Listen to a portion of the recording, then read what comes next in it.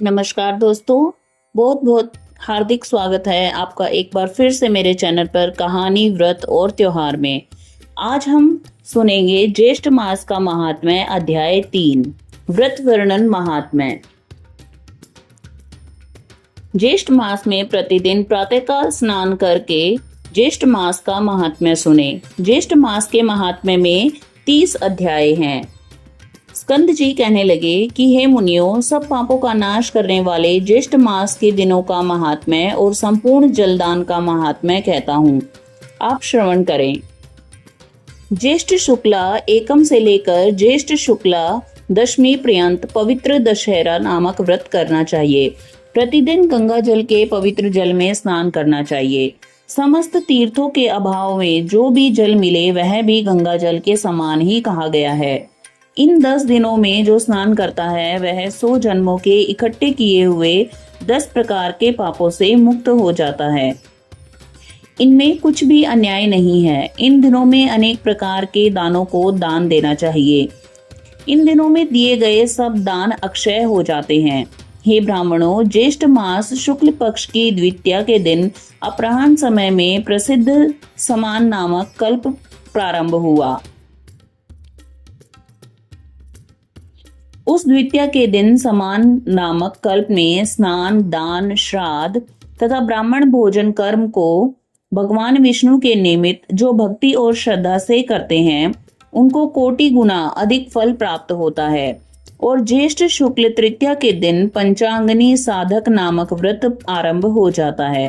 पंचांगनी साधक व्रत को पूरे मास में करने से मनुष्य समस्त पापों से छूट जाता है और तेज में सूर्य के समान हो जाता है। इनमें कोई संदेह नहीं है। इस तृतीया के दिन विशेष तैयार रंभा व्रत करना चाहिए।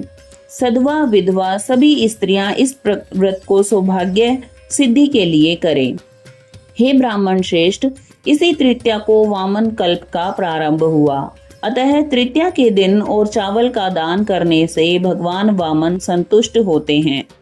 आज के दिन विधि पूर्वक श्रद्धा, तर्पण और ब्राह्मण भोजन करने के कर्म को करना चाहिए। 1 मास तक ब्राह्मणों को दही का भोजन कराना चाहिए। शुक्ल चतुर्थी के दिन कपिल ऋषि ने पवित्र आश्रम में कुंड से 4 भुजाधारी विनायक प्रकट हुए। इसलिए चतुर्थी के दिन भोजन न करें और सब लोग गणेश जी का महोत्सव मनाएं। पंचमी के दिन घी में पके हुए मालपुए आदि से ब्राह्मणों को भोजन कराना चाहिए। पहले इसी शुक्ल चतुर्थी के दिन सती उमा प्रकट हुई थी। इसलिए स्त्रियां इसी चतुर्थी को सौभाग्य वृद्धि के लिए उमा का विविध उपचारों से पूजन करें तथा गीत नाच आदि उत्सव करें। संतान की इच्छा हो तो शुक्ल षष्ठी के दिन स्त्रियां जल, वस्त्र, पुष्प, सुगंध वस्तु, हवन आदि के द्वारा उमा पार्वती जी का पूजन करें। ज्येष्ठा शुक्ल सप्तमी के दिन ज्येष्ठा नक्षत्र के अंत में जो उमा का पूजन नहीं करता है उनके यहाँ ज्येष्ठा दरिद्रता का वास होता है, इसमें संशय नहीं है। इसलिए दरिद्रता से भयभीत मनुष्यों को सप्तमी के दिन उमा का पूजन और दशमी के दिन विभव विस्तार के अनुसार गंगा जी का पूजन करना चाहिए। जिस कारण लोक पावनी गंगा दशमी के दिन स्वर्ग से अवतीर्ण हुई, अतः दशमी, 11, 12 इन तीनों दिनों से एकादशी का व्रत साध्य कहा है। एकादशी का व्रत समस्त पापों का नाश करने वाला है। इसका व्रत निर्जल उपवास करने से सिद्ध होता है। त्रयोदशी से लेकर पूर्णमासी तक 3 दिन का जो उत्तम व्रत कहा गया है। यह व्रत सावित्री नामक से प्रसिद्ध स्त्रियों को सौभाग्य देने वाला है। उन दिनों में वट वृक्ष के मूल भाग में जल सिंचन करें और वट वृक्ष के समीप ब्रह्मा, यमराज, सत्यव्रत और सावित्री का पूजन करें। इस तरह निद्रा आहार का त्याग कर 3 दिन व्रत करें। इसी प्रकार कृष्ण पक्ष में भी 3 दिन का व्रत करके पड़वा के दिन पारण करें। यह नित्य व्रत है। स्त्रियां इस व्रत को सदैव करें। यह व्रत 1 वर्ष करने से सिद्ध होता है।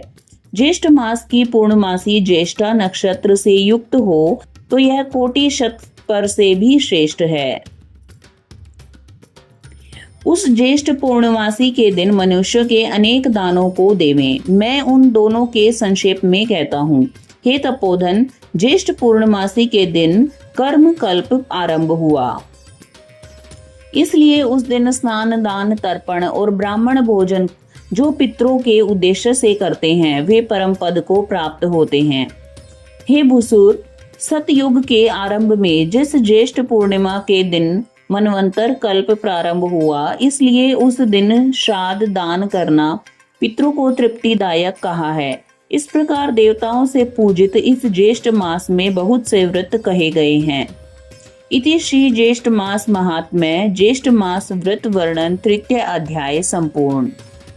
दोस्तों, अगर आपको यह वीडियो अच्छी लगी हो तो आप अपने माताओं और बहनों के साथ इसको शेयर करें, मेरे चैनल को सब्सक्राइब करें और वीडियो को लाइक करना ना भूलें। धन्यवाद।